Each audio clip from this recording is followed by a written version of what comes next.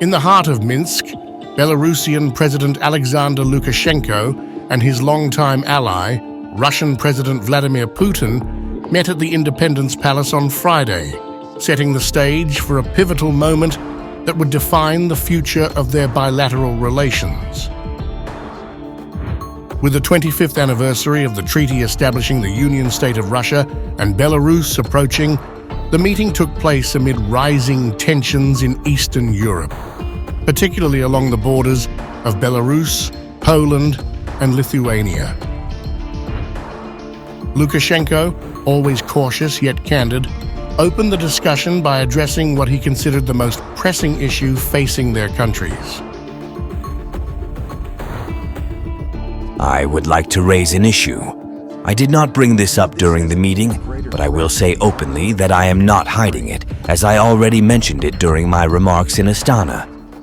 This is a very serious issue, and it is better to address it openly than to let conspiracy theories arise later.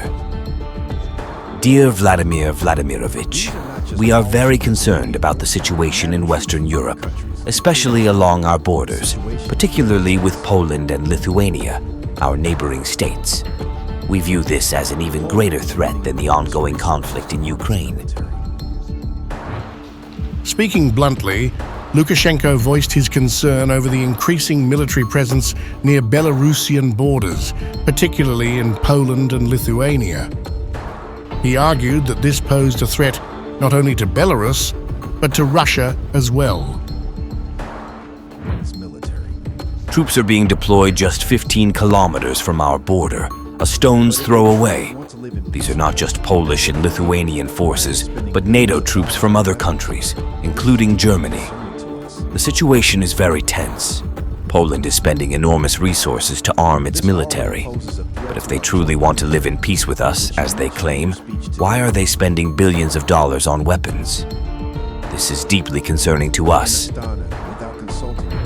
Lukashenko's words underscored his growing anxiety about the West's military buildup, which he believed could lead to direct confrontation. But his concerns went beyond just military deployments.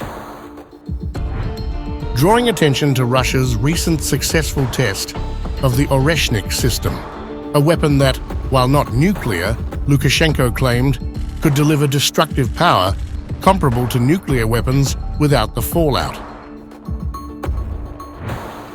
Lukashenko made a bold request to Putin: the deployment of the Oreshnik system on Belarusian soil. He argued that doing so would send a clear message to Poland, Lithuania, and other potential adversaries about the readiness of Belarus and Russia to defend their borders. I would like to publicly ask you to deploy the new weapon systems, in particular the Oreshnik, on the territory of Belarus. This would really pacify some minds that are already ready to fight against Belarus, as well as against Russia on the territory of Belarus, according to the national security concept that you recently signed and that we have adopted today in the Union State.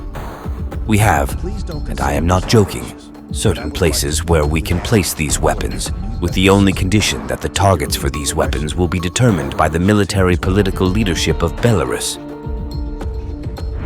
Putin, ever the strategist, responded with a blend of pragmatism and diplomacy. Acknowledging Lukashenko's concerns, he expressed his willingness to support Belarus's security by deploying Russian tactical nuclear weapons on Belarusian soil, in line with a new intergovernmental treaty on security guarantees signed earlier that day.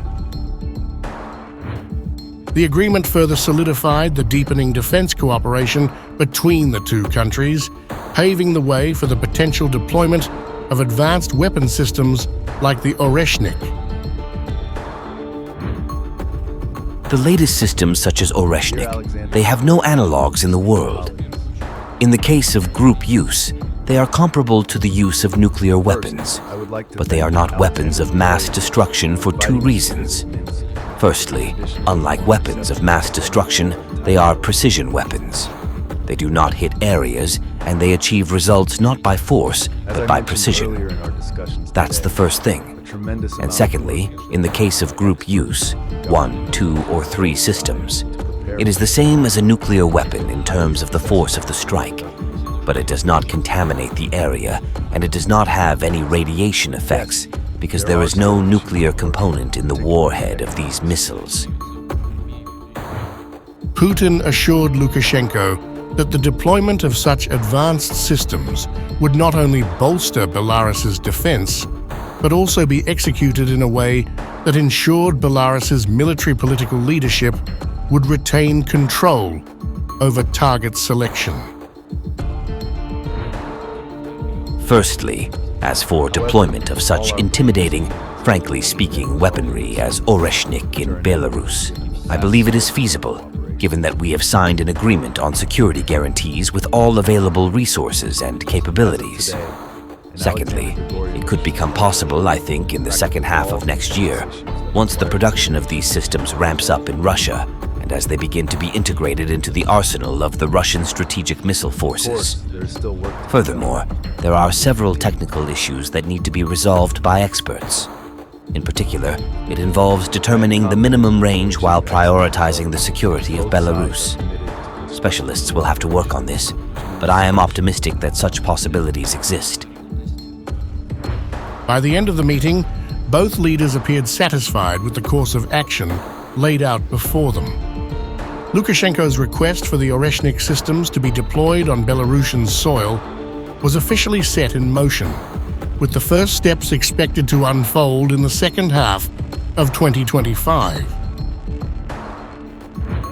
The promise of security guarantees, combined with the looming presence of NATO troops, further reinforced the deepening alliance between Russia and Belarus, one that continues to evolve in response to external pressures. As the leaders parted ways, Lukashenko couldn't resist making light of the serious decisions taken that day, joking that if one wanted something from Putin, one needed to ensure it was promised publicly. His remark reflected the enduring camaraderie between the two men who have seen Belarus increasingly fall into Russia's orbit, both politically and militarily. This meeting was more than just a symbolic commemoration of the Union State anniversary. It was a bold declaration of resolve. With the backing of Russia's advanced military technologies, Belarus is positioning itself as a significant counterbalance to what it perceives as Western provocation. For both Putin and Lukashenko, the future of their partnership rests on this strategic alliance, which is being shaped by the fires of international tensions and military posturing.